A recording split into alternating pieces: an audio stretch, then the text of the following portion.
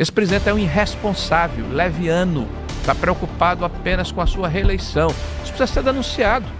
Nós estamos nos prendendo com questões menores, estamos deixando de passar o que está acontecendo com o Brasil com essa cortina de fumaça. Cadê a prisão ou a denúncia que tem que ser feita contra aqueles que roubaram os velhinhos do INSS? Né? O senador Rogério Marinho, do PL do Rio Grande do Norte, que está conosco para conversar um pouquinho sobre a política nacional, trazer algumas considerações sobre o momento que estamos vivendo. E não há outra maneira de começar essa entrevista sem perguntar para o senhor o que vai acontecer depois de sexta-feira com esse tarifaço do Donald Trump. Bom dia. Bom dia, Pedro, Thaís, o Cláudio, né? A Sônia, que também estão sintonizados conosco, e aqueles que acompanham aqui a Rádio Bandeirantes. Olha, todos nós estamos muito preocupados com o que vai acontecer com o Brasil, não é apenas no dia 1º de agosto, mas o que está acontecendo com o Brasil desde o dia 1º de janeiro de 2023. Né? Nós temos aí um governo completamente desconectado com a população, mais preocupado com o projeto de reeleição do que o projeto de governar o país, que olha sempre pelo retrovisor. O retrovisor é muito maior do que o para-brisa, transfere culpas e responsabilidades pela inépcia, pela incompetência com que gere, né, as finanças públicas e a maneira como o Brasil vem sendo conduzido até agora. E nós estamos diante de uma situação em que a bravata, a jactância, a brincadeira, né, a galhofa têm sido preponderantes ao invés da responsabilidade que nós esperávamos de um presidente da República, que deveria sentar-se à mesa para negociar com a maior potência econômica do planeta. O presidente Trump instituiu tarifas a todos os parceiros econômicos importantes dos Estados Unidos da América, não foi apenas ao Brasil. No Brasil há, de fato, um componente político, fruto da maneira como o Lula deliberadamente se comportou, né, nesses 6 meses de mandato do Trump, espicaçando, provocando, tentando de todas as maneiras desqualificar o presidente Trump e as políticas americanas e se aliar com seus adversários políticos a nível de mundo, né? Senador, muito bom dia, bem-vindo aqui ao nosso programa. Eu ouvi, recebi inclusive mensagens nesse sentido de ouvintes, telespectadores, no sentido de que o presidente Lula estaria com seu comportamento, né, evitando até, impedindo que a diplomacia brasileira fizesse o seu trabalho nesse caso, que isso poderia configurar alguma espécie de crime de responsabilidade. O senhor tem essa avaliação também? Cláudio, é evidente que a maneira como o presidente Lula tem conduzido a política externa brasileira tem mais a ver com um popstar do que com o presidente da República. Ele, de forma deliberada, e isso foi dito pelos seus apoiadores, pelos mais chegados, imaginava que nesses 2 anos e meio estaria apto a receber um prêmio Nobel, né? Foi alguém que disse que sentando-se numa mesa, tomando uma cerveja, resolveria o conflito entre a Ucrânia e a Rússia, né? Foi alguém que recentemente afirmou que deveria comer uma jabuticaba e entregar uma jabuticaba ao presidente Trump para que ele se acalmasse e eles pudessem discutir de uma maneira mais racional esse processo que brevemente vai impactar o Brasil, né? Nós temos uma embaixadora nos Estados Unidos que, após o anúncio feito no dia 9 de julho, me parece que uma semana ou 10 dias depois, foi que procurou o Departamento de Estado americano e recebeu como resposta: é tarde demais. O chanceler brasileiro estava na Croácia fazendo um revival, né, voltando ao tempo em que ele era embaixador na Croácia, ao invés de se preocupar em buscar uma interlocução responsável com os seus pares nos Estados Unidos da América, né? O próprio Lula dá uma entrevista 3 ou 4 dias depois do evento no Jornal Nacional e afirma que não tinha nada com que conversar com o presidente Trump. Ontem eu assisti um episódio lamentável. O ministro da Fazenda, o Haddad, afirma que o Brasil não pode se comportar como se comportava na época do Bolsonaro, balançando, palavras literais do Haddad, balançando o rabo e dizendo I love you para os Estados Unidos. Se nós levarmos em consideração o que o ministro da Fazenda falou e fizermos uma similaridade com a maneira como o Lula se comporta, então podemos afirmar que o Lula balança o rabo para o Xi Jinping, né, para o ditador do Irã, né, para o Hamas, para o Hezbollah, os Houthis, porque mandou, por exemplo, o Alckmin lá na posse do presidente do Irã e sentou-se ao lado de todos esses caudilhos, né? Esses criminosos internacionais, né? Então, nós podemos afirmar que ele balança o rabo para os terroristas muçulmanos, quando ele manda retirar, né, o Brasil desse pacto nacional contra o genocídio que ocorreu na Segunda Guerra Mundial, no Holocausto, ou balança o rabo para esses interesses quando ele vai à ONU, né, através do seu embaixador principal, o seu chanceler, o Mauro Vieira, e afirma que vai entrar com ações contra Israel, inclusive se alia à África do Sul, dizendo que Israel comete genocídio em Gaza, no momento em que há uma necessidade de que haja o mínimo de aproximação com os Estados Unidos, sabendo que o Trump repudia esse tipo de política. Então é evidente que deliberadamente há um boicote feito pelo governo do Lula para que essa situação escale, porque Lula está no canto da parede, ele perdeu popularidade e conexão com a sociedade. Ele está encarando isso como uma oportunidade de restabelecer essa conexão com a sociedade. Não está preocupado com o que vai acontecer com o Brasil.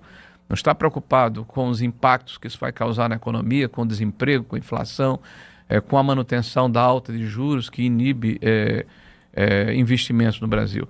É evidente que isso mostra a temeridade com que a política externa brasileira é conduzida. Daí a se colocar crime de responsabilidade, não é só esse, existem diversos motivos que já justificariam o afastamento do presidente Lula à frente do Executivo Nacional.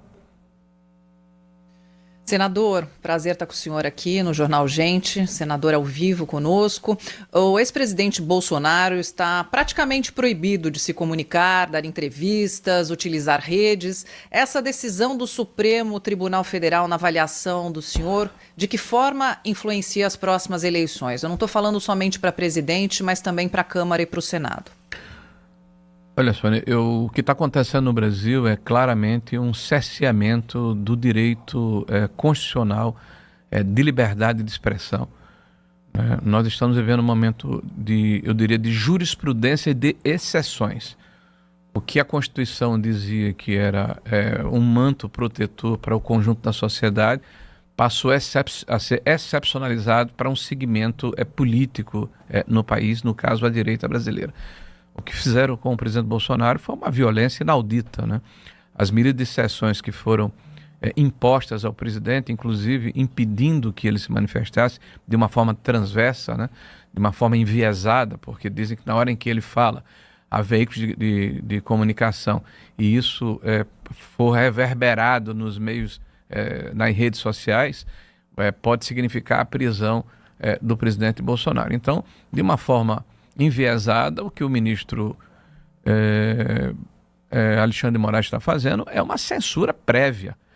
Aliás, é bom rememorar o que ocorreu nas eleições, quando a ministra Carmen Lúcia disse: olha, a censura é execrável, é proibido na nossa Constituição, mas nós vamos fazer só dessa vez. Aí dá um voto a favor da censura prévia naquele documentário do Brasil Paralelo, que falava sobre a facada contra Jair Bolsonaro, dizendo que aquilo poderia causar informação ou disfuncionalidade de informação e prejudicar o pleito.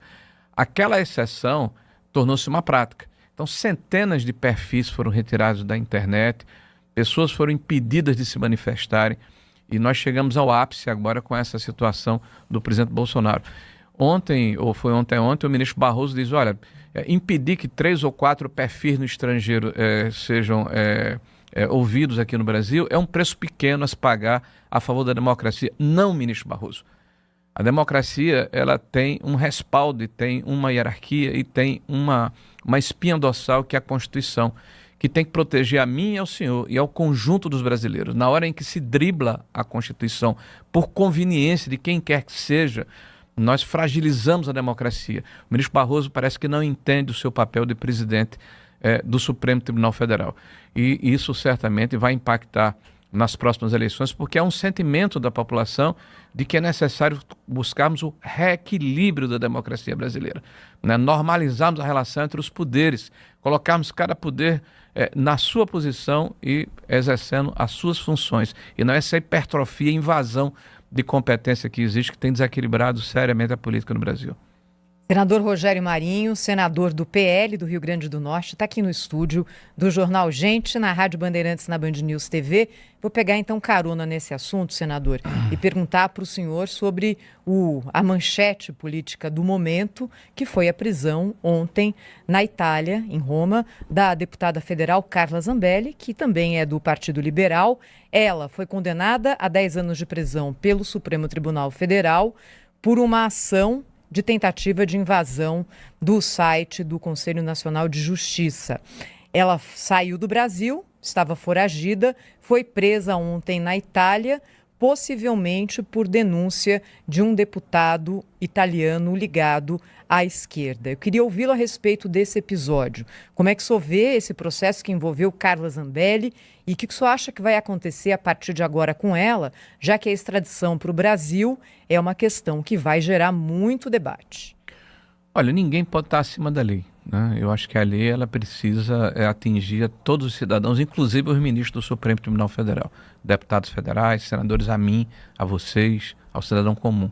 Então, quando a lei ela é aplicada de uma forma uniforme, ou seja, ao conjunto da sociedade, ela é bem-vinda, né? Eu não conheço os detalhes do processo, né? Sei o que foi publicado pela imprensa, a defesa que a Carla fez, inclusive, no plenário do Congresso Nacional, houve a condenação, ela entendeu que deveria buscar asilo em um outro país e, ao que me consta, pelo menos é o que foi divulgado nas redes da própria Carla e divulgado por alguns parlamentares, ela faz um vídeo dizendo que iria se entregar, ela não foi apreendida, né? Ela se entregou às autoridades italianas justamente para que ela pudesse responder ao pedido de extradição feito pelo governo brasileiro.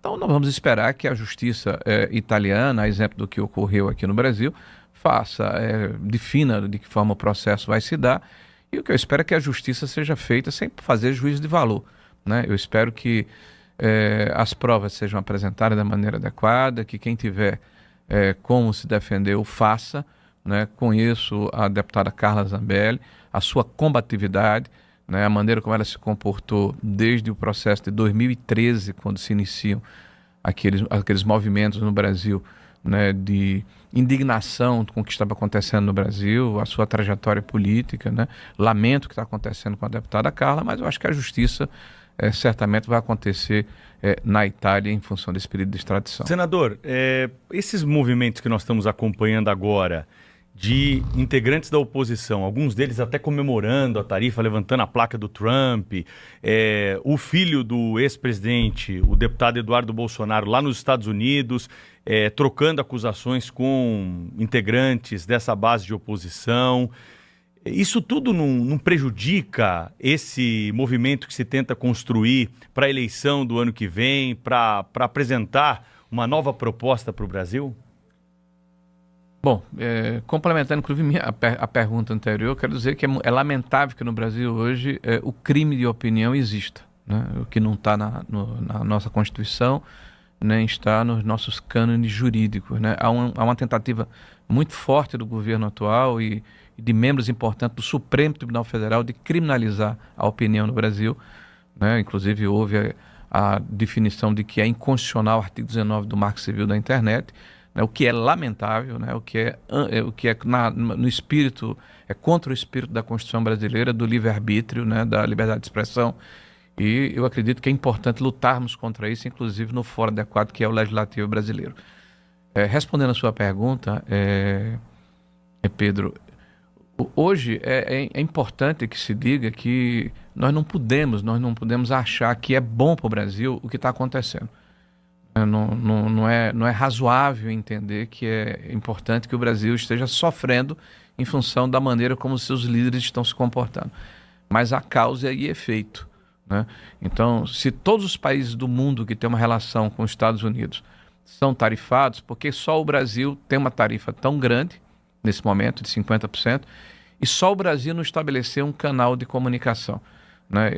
As pessoas estão assistindo o noticiário e sabem que a União Europeia, que é uma associação de quase 30 países, se eu não estou enganado, né, já conseguiram... 27 países. Já conseguiu fazer uma negociação com o presidente Trump e estabelecer uma tarifa de 15%. Né? O Japão, a Indonésia, a Índia está encaminhando, a China, né, que é um país gigante, né, que teve uma escalada, mas em seguida a negociação se estabeleceu, né, conseguiu uma postergação por 90 dias para se concluir essas negociações que vão acontecer. O Canadá, o México, para mim, é mais emblemático, que é um país socialista hoje, quer dizer, comandado por uma presidente de viés socialista, né, que tem uma litigância, uma beligerância do ponto de vista ideológico, claro, com o Trump, mas sentou-se na mesa e negociou. Sim. E do nosso lado nós temos um presidente da República preocupado em oferecer jabuticaba e fazer jactâncias e bravatas, né?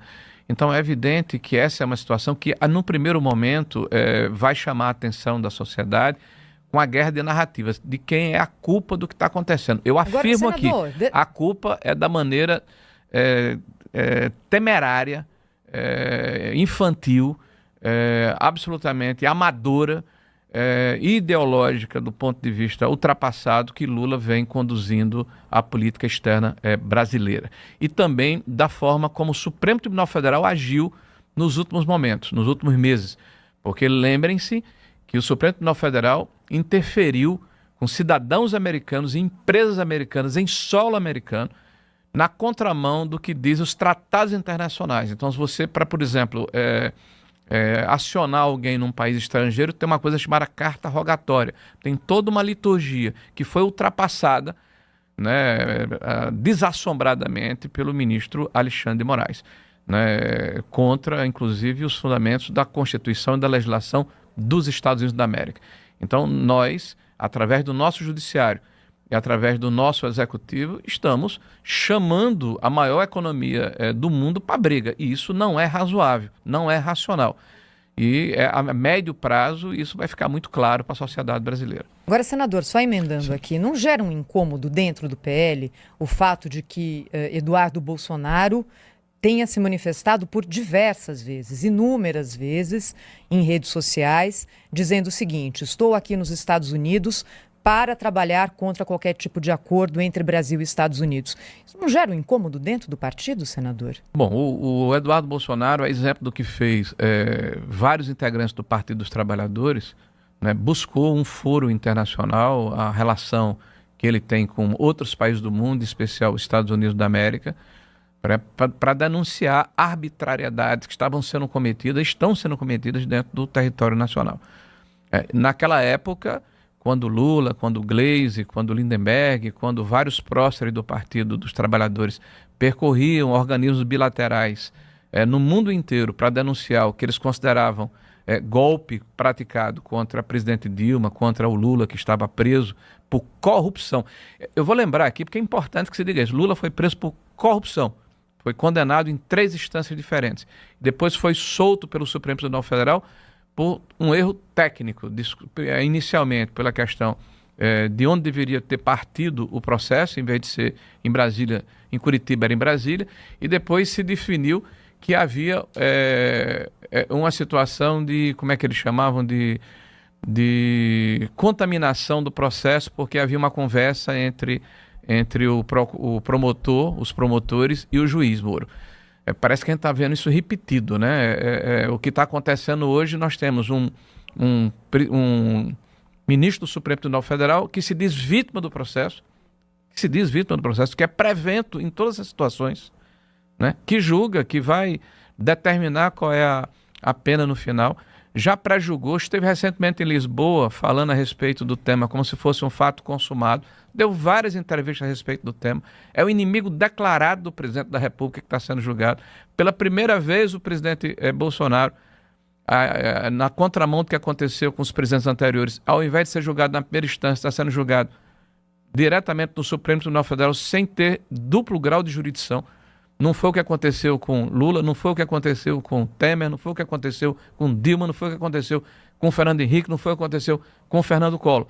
Todos tiveram direito à primeira instância. Só no caso do presidente Bolsonaro, que está sendo julgado por um pretenso golpe. E está declarado inelegível, não é por corrupção, não é por mala de dinheiro, tá? Não é porque catapultou e dilapidou o patrimônio da Petrobras, não é porque comprou deputados do Mensalão, não é porque comprou líderes empresariais e políticos com o Petrolão, né? Não é porque acabou literalmente com a economia brasileira em 2014, 2015, está sendo julgado porque foi tornado inelegível, aliás, por causa de uma reunião com embaixadores. Então, Eduardo estava lá para buscar reparação contra o que ele considerava, e nós consideramos, arbitrariedades e injustiças, falta de imparcialidade do judiciário brasileiro, né? Enquanto nós não pudermos falar isso, alguma coisa está errada. Agora, eu não comemoro o fato do Brasil estar sendo tarifado, eu lamento o fato do Brasil estar sendo tarifado.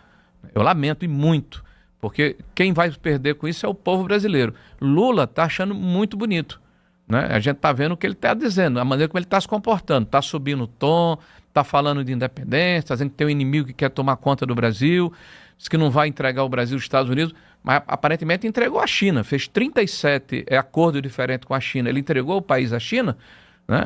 Ele não foi uma vez aos Estados Unidos, mesmo na época do Biden, são 2 anos e meio. Né? Há 6 meses o Trump é o presidente dos Estados Unidos, a maior potência econômica do mundo. Né? Nós temos aqui mais de 30% de investimento consolidado americano, menos de 3% chinês. Tem mais de 3 mil empresas americanas aqui dentro. Esse presidente é um irresponsável, leviano, está preocupado apenas com a sua reeleição. Isso precisa ser denunciado. Nós estamos nos prendendo com questões menores e estamos deixando de passar o que está acontecendo com o Brasil com essa cortina de fumaça. Cadê a prisão ou a denúncia que tem que ser feita contra aqueles que roubaram os velhinhos do INSS, né? Está aí o governo dizendo que acabou com o roubo do INSS, mentindo à população brasileira, mandando mensagem aos aposentados, dizendo que ele, o governo, foi quem acabou com o roubo contra o INSS e por isso que ele está ressarcindo as pessoas do INSS. Nós estamos hoje com a dívida pública estourando, estamos com juros nas alturas de 15%. As empresas estatais estão falidas. O que aconteceu com os Correios é criminoso. O que está acontecendo com o Brasil é deletério. Nós vamos pagar um preço alto no futuro. E o Lula está muito feliz com o que está acontecendo. Ele, o Haddad, o líder do PT, o Edinho, que declarou recentemente que o maior fascista do século XXI é o presidente Trump. Isso é querer negociar? Isso é querer resolver o problema? Não, eles querem escalar, porque é a maneira que eles acreditam que vão se reconectar com a sociedade. Quem vai perder com isso é o povo brasileiro, infelizmente.